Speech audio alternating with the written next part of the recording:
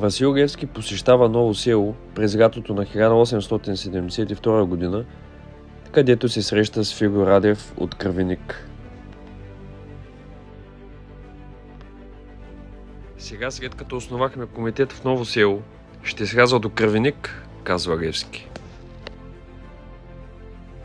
Не дей, Василе, за сега съм достатъчен. Като си отида, ще уредя всичко. Където върви главата на змията, там е опашката. Така да бъде, дядо Фиго. Васил Левски е заловен в Къкрина през декември 1872 година и няколко месеца по-късно, на 18 февруари 1973 година, апостолът е обесен в София. След като научават за смъртта на Левски, Фиго Радев и Христо Филев се качват на връх Бабан. На още един българин турците изядоха главата, казва дядо Фиго. Но не знаят, че ще се родят и други и те ще изядат техните глави. През април 1975 година Стефан Пешев и Йонко Карагьозов пристигат в Батошево, където Пешев държи реч.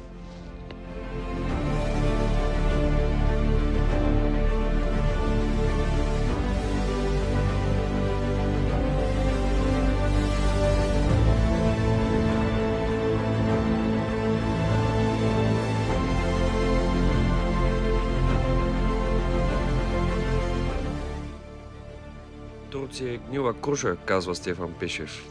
И само трябва да се раздруса хубаво, за да се сгромогаса из корен.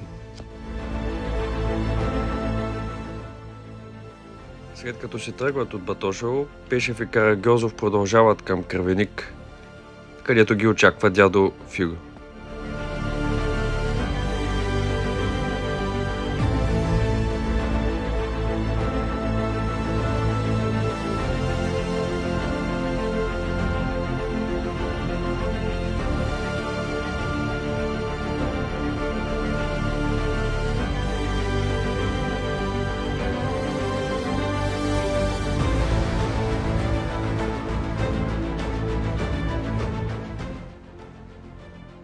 Дядо Фиго само привидно стои на страна, докато Христо Филев като негова дясна ръка върши всичко.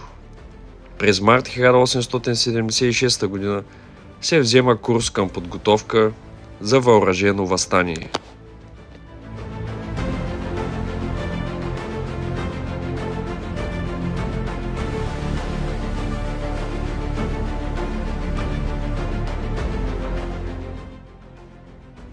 Уточняват се както разположението на дървените топове, така и на бойните позиции.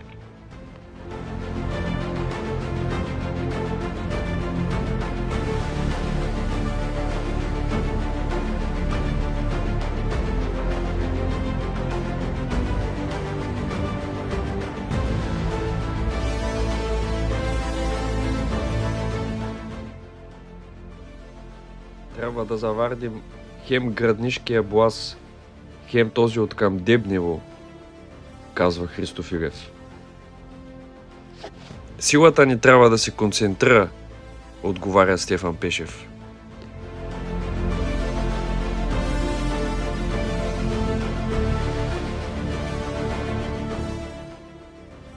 Към Кръвеник ще дойдат от към Градница и от към Батошево, казва дядо Фиго.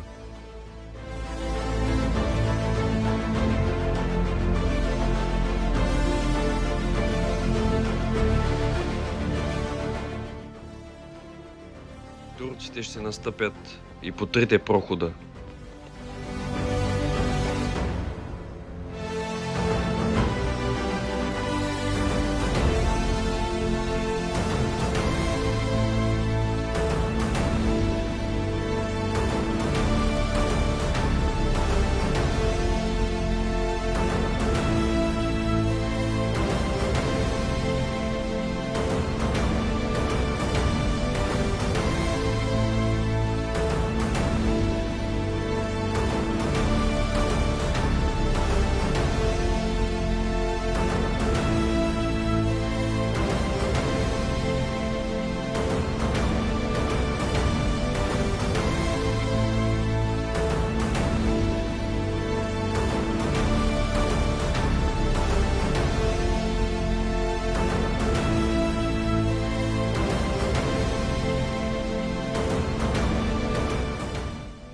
Разузнавачът Емин докладва на Саадулах ефенди в Севлиево, че нещо в Балкана се готви.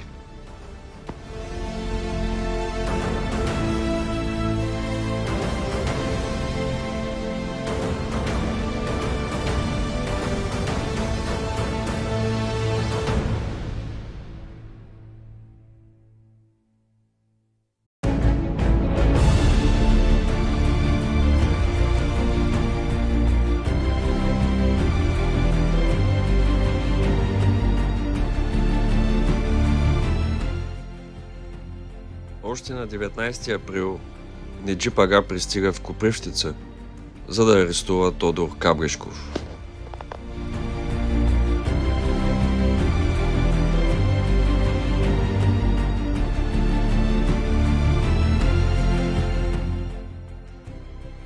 Въстанието избухва преждевременно на 20 април 1876 година.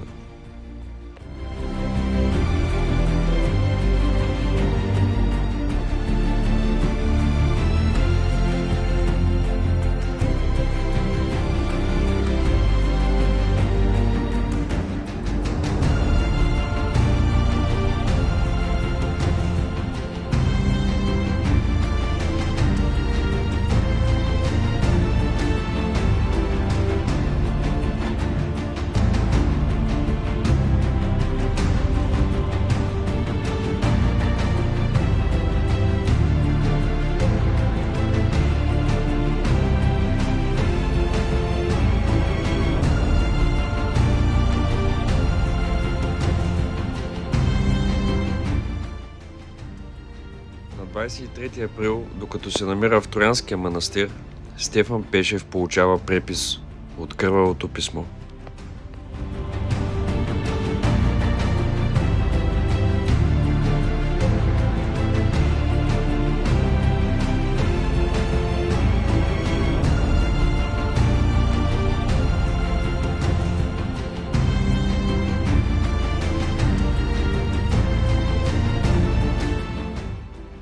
На 29 април 1976 година Стефан Пешев е арестуван в Севлиево.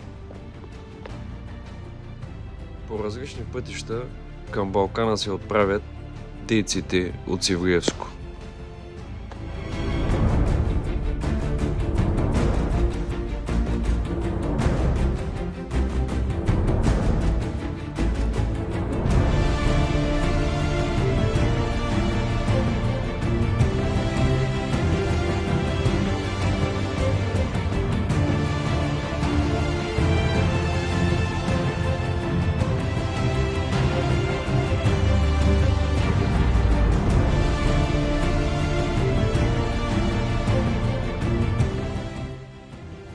Властите в Севлиево научават, че в Кървеник се укрива оръжие.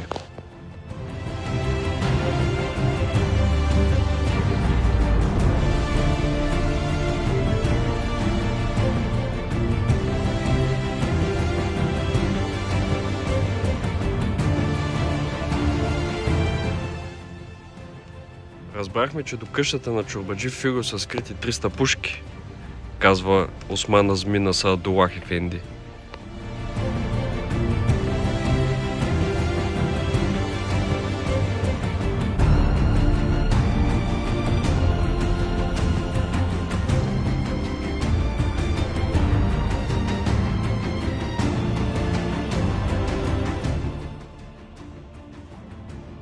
С наличните сили няма да се справим с него. Поисках подкрепление от Дели Неджип, продължава Осман Азми.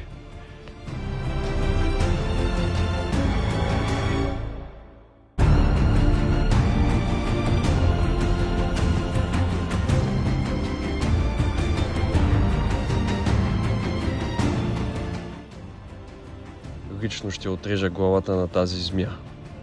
Заканва се Саадулах.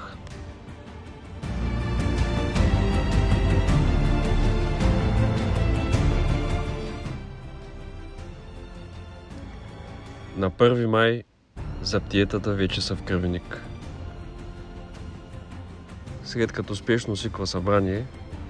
дядо Филио предупреждава Иван Матеев от Ново село.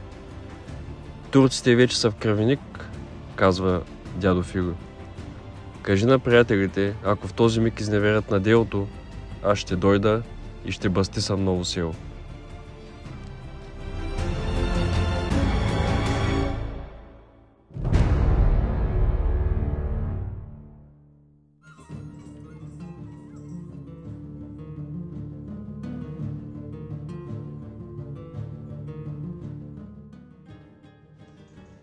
Дядо Филио се отправя към табашкото, за да се сбогува с Рега Ганка. Рего Ганке, дай да те целуна ръка и да ме простиш, защото я се видим вече, я си не видим. Табачени се събират в местността Хармането, където Филио им съобщава да се явят на връх Бабан. Грабвайте пушките и към Бабан, призовава дядо Филио. Do not be troubled, for you are in Elysium, and you're already dead! Brothers, what we do in life echoes in eternity. Сред вековната гора, в падината на връх Бабан, се събират над 250 души кравеничени. След като открива заседанието на връх Бабан, дядо Филио дава думата на Дончо Фисчиев, за да разясни обстановката в страната. Дончо Фисчиев пламенно заявява, че българите вече воюват в Средна гора, след като Бенковски повежда бунта още на 20 април.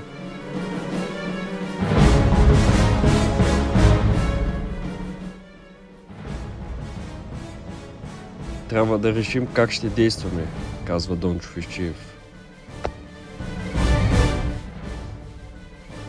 Дядо Филио го допълва. Краят на турското царство е дошъл.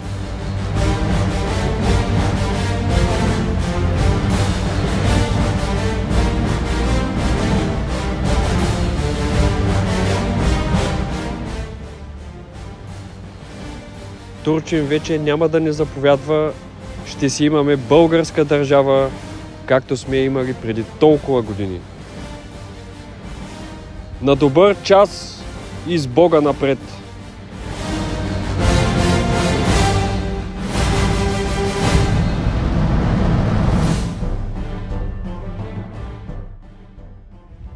След като въстанието вече е обявено в Кравеник, кравеничени заемат бойните си позиции в очакване на турците. На 2 май в Соколския манастир Цанко Дюстабанов държи пламенно слово, след което повежда габровската чета към Батошевския Балкан. Назад въже ни чака, напред куршум и смърт. По същото време в граднишкия Блас се задават от към градница с пахията Хаджи Тюриди, Хаджи Амза и татарат. Бунтовникът Димитър Петров стрега по тюрдията, но само го ранява. Това е първият изстрел, началото на въстанието. Раненият Хаджи Тюриди и другите двама турци се връщат обратно към градница.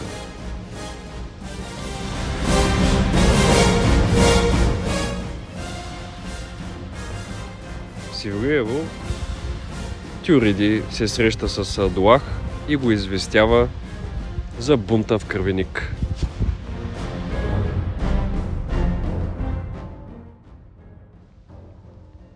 Христо Филев и Дончо Фисчиев са изпратени в Ново село, за да доведат помощ. Там ги настига и Йонко Карагьозов. Започва мобилизацията на дейците от Ново село.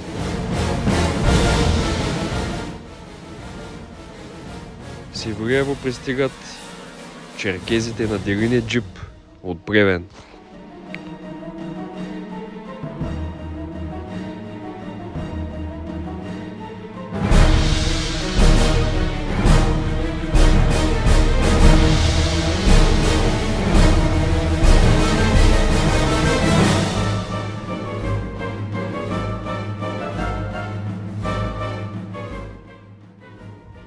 На 3 май Христо Филев и Дончо Фещиев се отправят към Граднишкия боаз. Йонко Карагьозов заминава към Демневския боаз. Новоселци се прегрупират по позициите в очакване на Башибозука.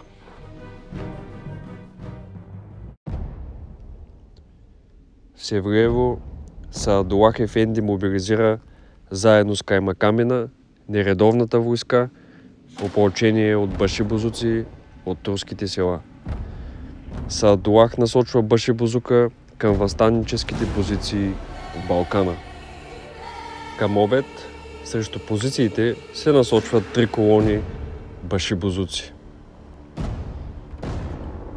Когато средната колона достига махалата Дългодреи, пушките започват да пукат. Турците отговарят с гърмежи, с думкане на тъпани и писък на зорови. Първата колона от 350 турци потегля по река Дълбошница за Леви връх. Турците са отблъснати и панически отстъпват назад. Групата на Гочо Куев отива на помощ на защитниците в боаза.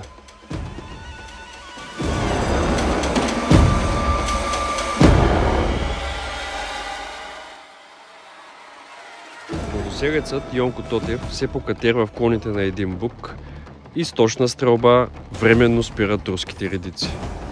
Барутният дим от пушката му го издава и с дружен залп Башибозукът го сваля тежко ранен на земята. Черновръшци се огъват под напора на турците и флангът им завива назад. Това дава възможност на противника да слезе до махалата Лумпари.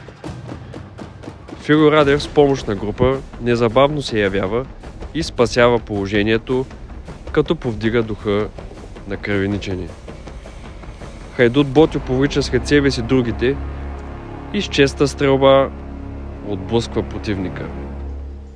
Турците се изненадват и започват да се изтеглят назад.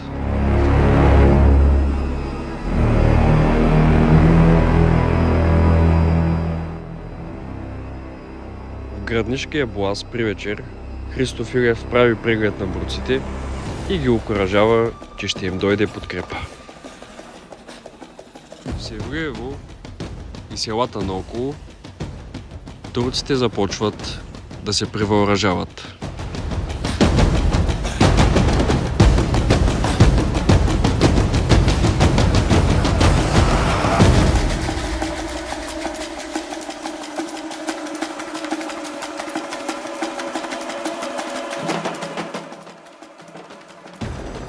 На 4 май Христо Филев пристига в Батошево, където се среща с Цанко Дюстабанов.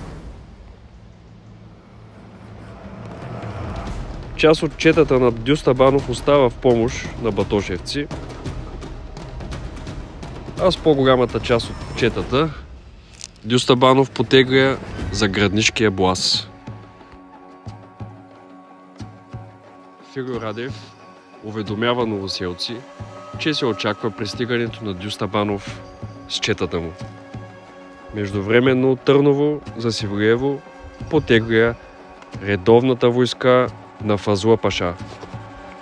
На 5 май габровци и кръвеничени с викове и пригръдки се срещат в махалата Душевски колиби.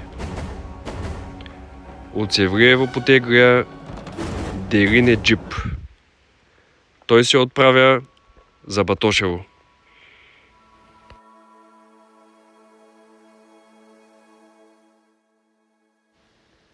Цивилното население на Батошево се изнася към горите на Бухал и Балкана.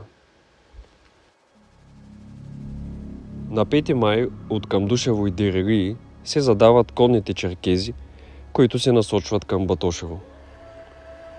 На 6 май Делине джип и Саадулах насочват основните си сили срещу Батошево. Към Кравеник и Ново село тръгват незначителни турски части, чиято цел е да задържат въстанниците, за да не се оказва помощ на батошевци. Батошевските въстанници пригласят на литургията, отслужена от Хаджи Поп Коста, след което се отправят към бойните позиции в местността Чукара. Из гъстата гора пред позициите на Босево круше изкачат черкези с вързани хрътки и голи ножове в ръце. Турците успяват да отблъснат въстанниците и ги подгонват из селото. Ужасна картина представлява горящото село. Високи езици от пламък, големи кълба от дим, пръщени от дървен материал, срутване на покриви и адска горещина посред зелените плодни дръвчета през май.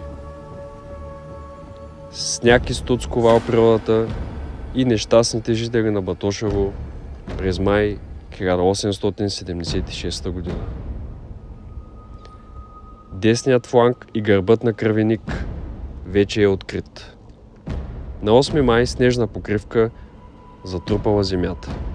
Турците насочват усилията си срещу граднишкия боаз и позициите на кравеничени.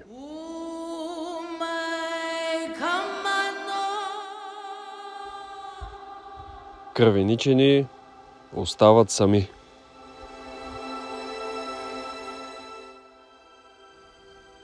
Преди съмване, Тотю Иванов повежда наличните габровци към Ново село. Фило Радев разбира ясно обстановката.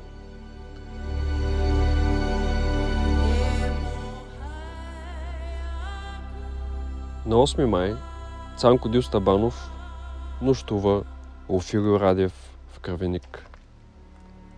Сутринта Цанко и Фило се прощават и Дюстабанов се отправя за Ново село.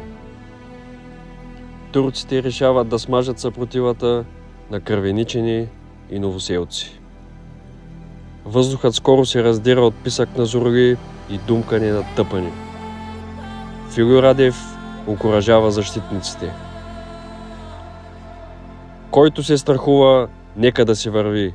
Който е още мъж, нека да остане и да върви след мен.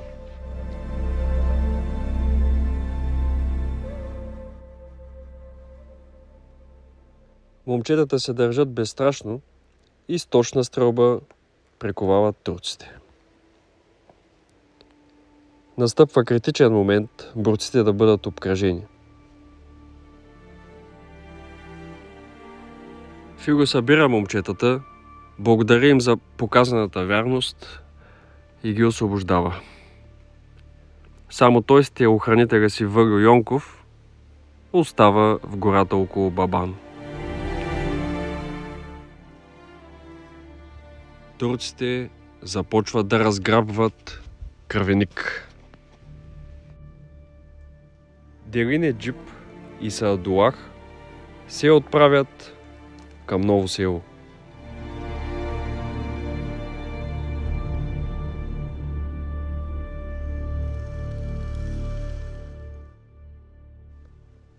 Групата на Христо Филев, към която се присъединява и Дончо Фещиев, се озовава в местността Кривините под връх Мара Гидик. Там внезапно се появяват тракийски турци, завързва се схватка, в която пада убит Дончо Фещиев. Дядо Фило се прощава с жена си Божа и сина си Христо Филев под връх Мара Гидик. На 11 май в местността Бунаря Цанко Дюстабанов е ранен. Тотю Иванов намира Христо Филев и заедно се отправят към габровските села. В Ново село идва Севлиевския Каймакамин, за да усмири Башибозука.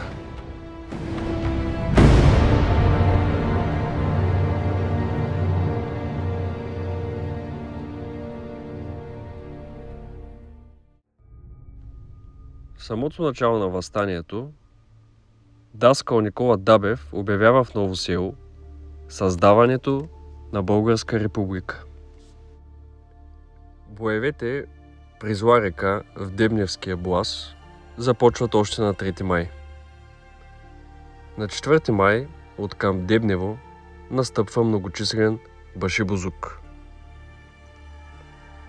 Турците добре познават местността и успяват да заобиколят въстанниците. Йонко Карагьозов контратакува и успява да пробие път през вражеските редици. На 5 май вечерта в Ново село пристига Цанко Дюстабанов.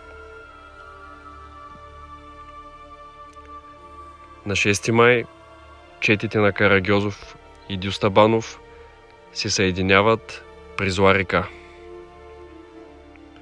На 6 май пада Батошево. Натискът върху Кравеник и Ново село се увеличава.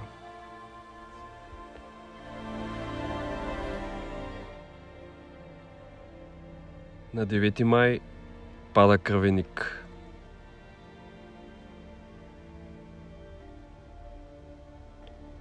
Турците превземат и Ново село.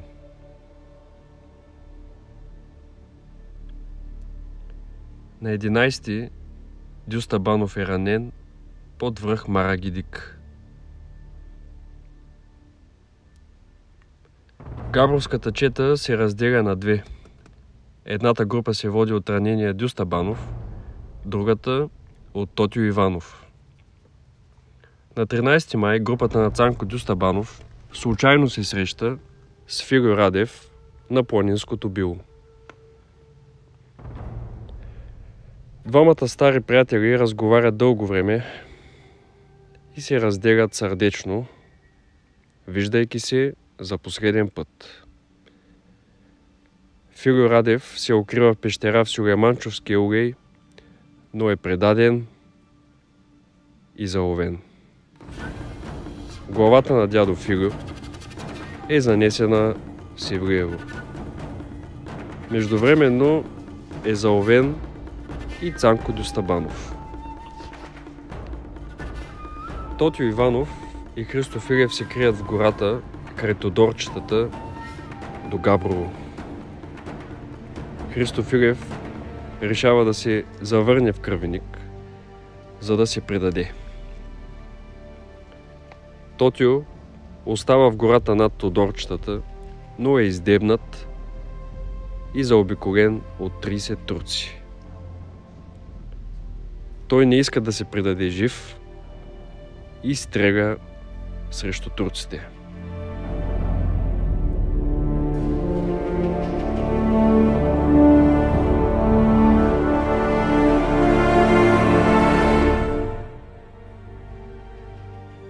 Тотю Иванов от Габрово пада пронизан от куршуми.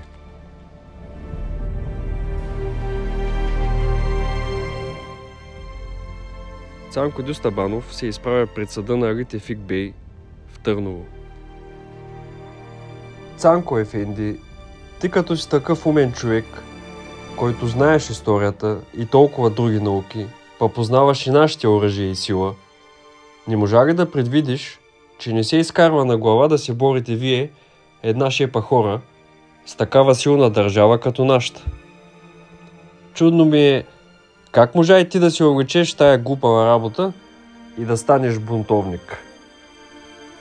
Аз зная много добре, че царството ви е голямо, че силата, войската и оръжието са във вашите ръце, че със сила ние не ще ви надвием.